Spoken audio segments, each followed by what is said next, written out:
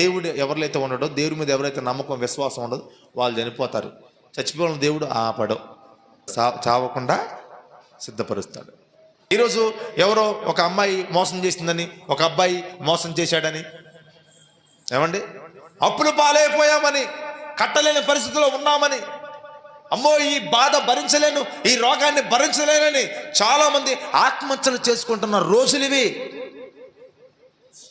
నీ ఆత్మ నీది కాదు, నీ ఆత్మ పైన అధికారం నీకు ఏమాత్రం లేదు. చావకో. అదిగో దావీదు అంటాడు కదా, నేను చావను, సజీవుడనే దేవుని క్రియలు వివరిస్తాను. స్తోత్రం కలుగును గాక. నీవు కూడా దేవుని నమ్ముకొని, నీలో దేవుణ్ణి పెట్టుకొని, నీలో దేవుని యొక్క వాక్యాన్ని ఉంచుకుని, నీవు దేవునిలో ఉండి మోకరించి కన్నీరుగా చడుగు.